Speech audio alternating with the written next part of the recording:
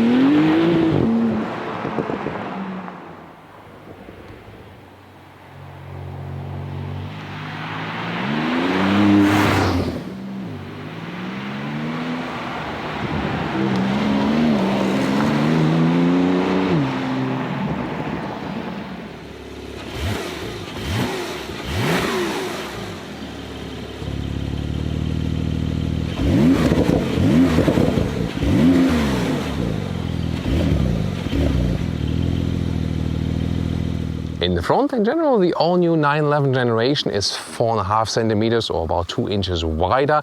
It's also become longer once again, so if you're more thinking of the idea of the original 911, well, that's the 718 Boxster or Cayman now. This one here now, more a grown-up GT.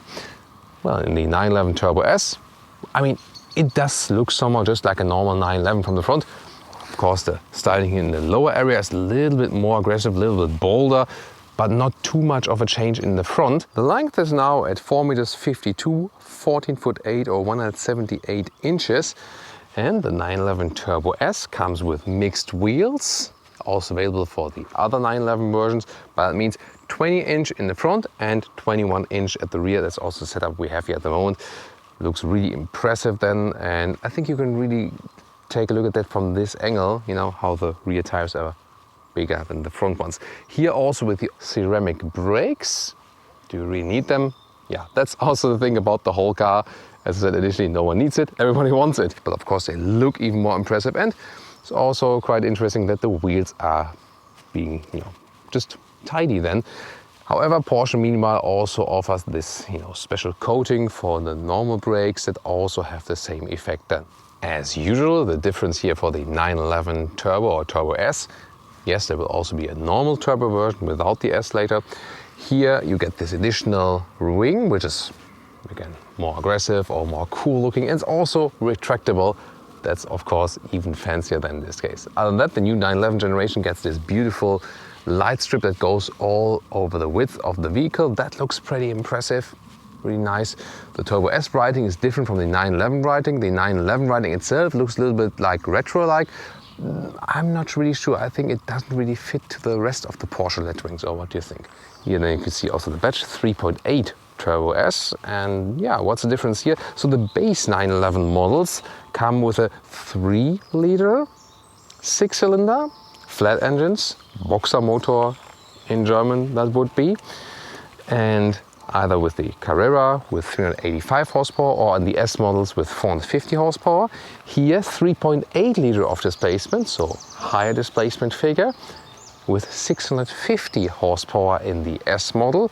Acceleration figures to 100 kilometers or 62 miles an hour is then 2.7 seconds, and to 200 kilometers or 125 miles approximately hours, this one is then 8.9 seconds. So of course, true supercar figures as for that. What do you guys think? The typical front trunk, the trunk can be opened from the inside of the car, driver's door, or pressing the key. This is, by the way, the beautiful slim key right there in the 911 shape here with the strong shoulders and pretty light. Then you have this security opening right there, like this one. And then here we are, 135 liters, and you can see we at the moment have put a backpack first and then another trolley right there.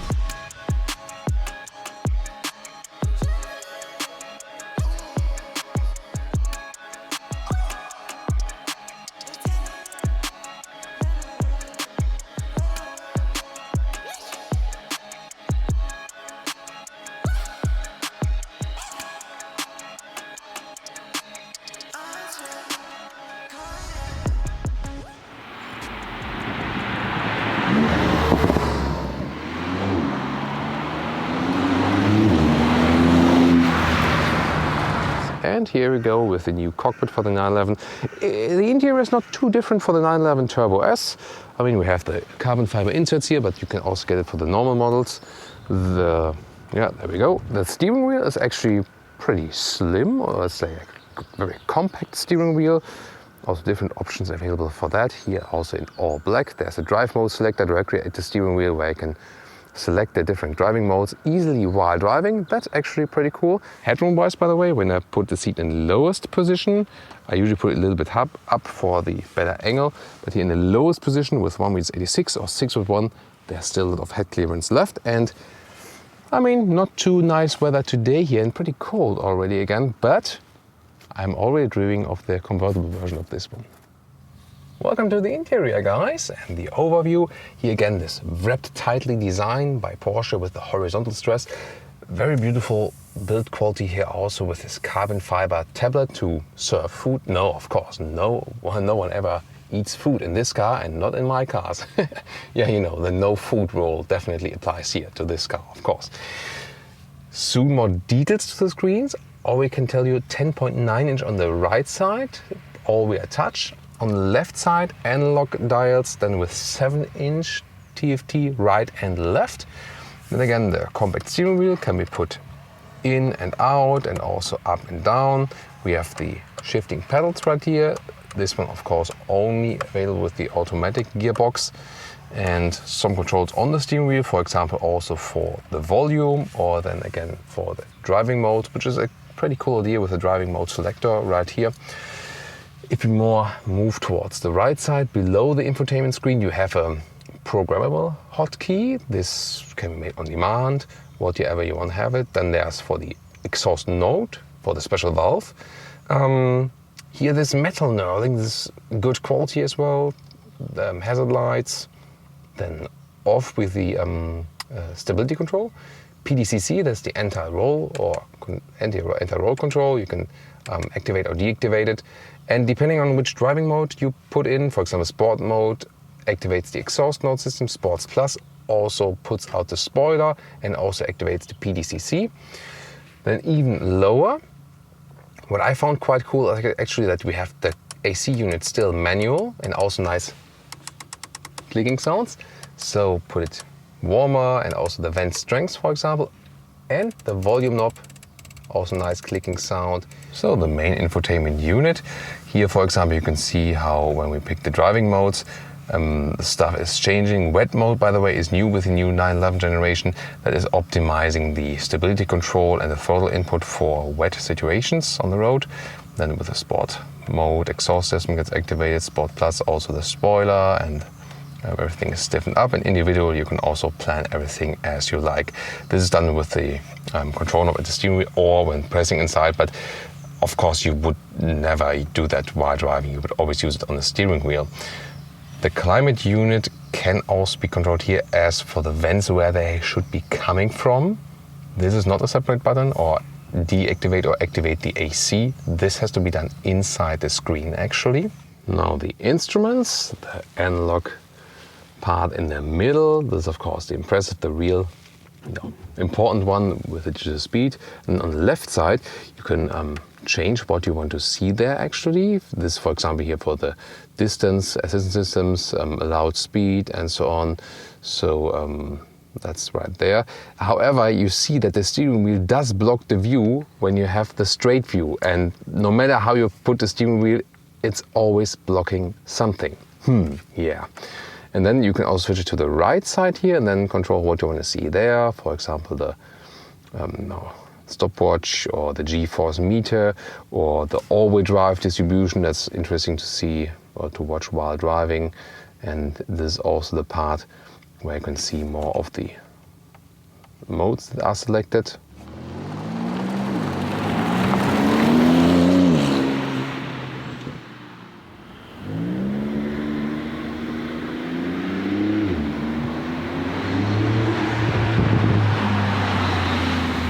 Welcome to Thomas's Active Driving Lounge with the Porsche 911 Turbo S. We have to be a little bit careful because the road is wet, so sports mode is the only thing I will do. Sports Plus will be too much actually.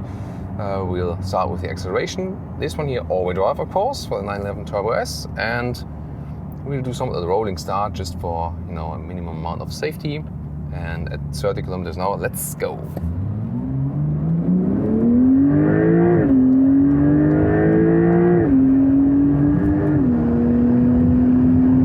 Plop, that's 200 kilometers an hour or 125 miles an hour, and yeah, about that. Wow.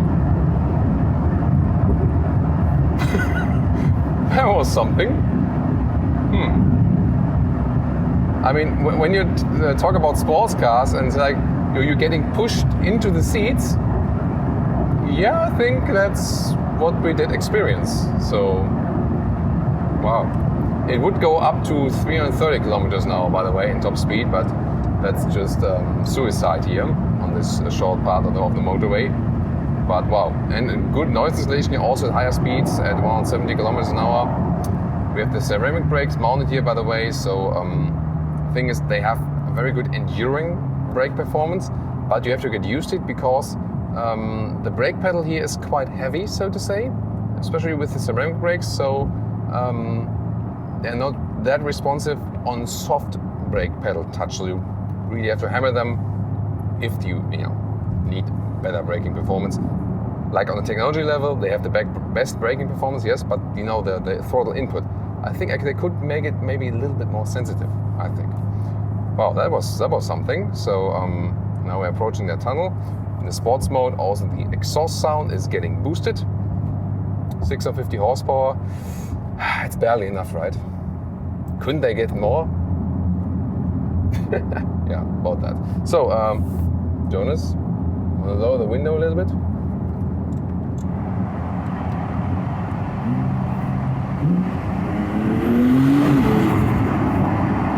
Whoa, that's something. Yeah, quite a nice sound. I mean, we all know, yeah, we can put it up again. We all know the 911 in general is not known for the best sound overall. Other cars are better performing that one, like in Jaguar F-Type or something, you know, but still, of course, pretty decent. And I mean, especially if you use the shifting pedals and shift down the gear. So here in the sports mode, you've seen in our acceleration, I was waiting for the kickdown of the car itself. But even more spontaneous it is when you use the shifting pedals, which give a very short and crisp feedback. And when you put it down to the second gear or something, it's like the acceleration is just there instantaneously. I mean, the only acceleration I could compare to this is, probably Tesla Model S in the, how's it, insane, ridiculous, lunatic. You know, they have like this different stages of crazy modes. I think it was insane. Yeah, whatever. You know what I mean. Ludicrous. It's a ludicrous mode. Yes, the ludicrous mode indeed. It's just, you know, there's no, you feel that you would be moving the car through thin air, you know. That's wow. And the cool thing is, some, let's say, supercars that are just built to be supercars, like the McLarens or something, you feel that you're driving a supercar, and then also with the disadvantages, you know, that you somehow feel a little bit more cramped, a little bit lower, and not at times not so much in control. But the cool thing here about this supercar, and the 911 Turbo S is definitely a supercar, even though it's based on a normal 911, you feel a little bit more in control. You feel driving a little bit more like a normal car, you know. So you could say that's TTS in front of us. You can challenge that there. No, I mean, you could actually say you want it more extreme, also from the base feeling. Then you would need to get a McLaren or something. But here, this car is there to present you both possibilities, to have a normal 911 then for the normal driving and the supercar on demand. And wow, that's, I mean, really amazing. Oh, this TTS is really hurrying it. But of course we want to keep it at the speed limit. And then you can also put the cruise control if you like. Just relax again, for example, go back to the normal mode, and then you're all good. and then we'll pass the tunnel again. When we exit the tunnel, we can have one more acceleration out, which also goes in the slight corner. We can also test the stability then. And what's also interesting is when in a sport mode, the PDCC button is not getting activated. I can do that just singularly, and it's only being activated in Sport Plus. Then, by the way, there's also the extended spoiler, and we have less ground clearance. Cars also telling us that. But Sport Plus is really nothing you should use on public roads. So we want to be safe right here. But let me put in the PDCC, which is in this case then the anti-tilt or anti-roll control, which should give us a little bit more stability than here also on the road. So we switch back to the sport mode and have the PDCC on. Let's see how that one performs right here. And I use the shifting pedals now myself, go back to third gear for example, and then I can accelerate out, and the guys behind us are already awaiting what I'm doing now. Third gear, let's go.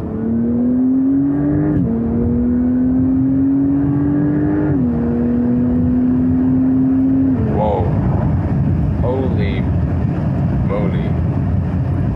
Wow, that's really super stable, wow. I mean, it's not even a little bit wet, and I mean, this car is hooking to the ground like glue. What the?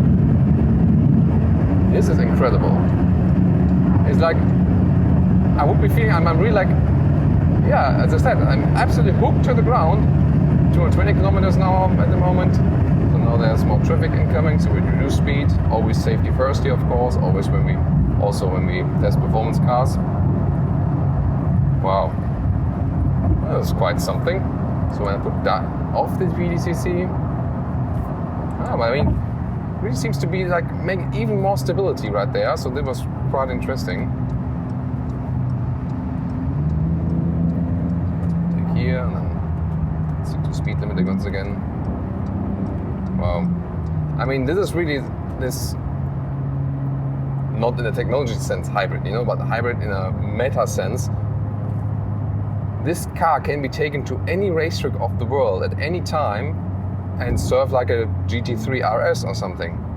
And then you switch back to normal mode and it becomes your normal 911 Carrera, This is really what this car makes special. So, yeah, really quite impressed. And I think this, this span actually, this is also what they did here with the new generation, that this span is like even wider, basically in both directions of the comfort and sportiness.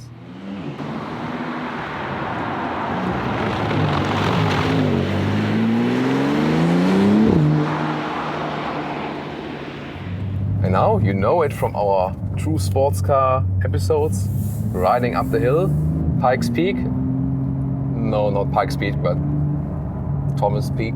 I don't know. So let's go up here. And the steering here, wow, it's really so crisp, but not too hard. You see that commands are directly controlled into the road. Everything, oh yeah, so I'm living here, so I'm going back to the normal mode. Exhaust is tuned down. This also gives you the variety of this car. I'll wait until we pass the next house, because, even if someone appreciates nice exhaust notes, probably don't want to have them in your living room or in your garden. So, houses are passed. Now back to the sports mode. A little bit more throttle input. Here again, the steering input is almost the same degree as the corner itself. This is really one of the most perfect steering feelings here in this case. This is really amazing. Directly at the throttle, nice acceleration, but very smooth as well. All-wheel drive, giving me a good distribution, but still a rear-wheel bias, definitely notable. Now the shifting pedals, back to second gear. Now there will be a very sharp left corner, back even to first gear. Of course, not switching the rear around, because with the stability control set, all-wheel drive still giving me some more rear boost that I can get around the corner. A lot of fun to drive this here, and depending on the throttle input, you can really vary between nice and calm driving again and being a little bit more extreme. So I find the setup here for this supercar actually better than with the separately built supercars. That's what I think, because it's more suitable for, let's say, more situations. But what's your take?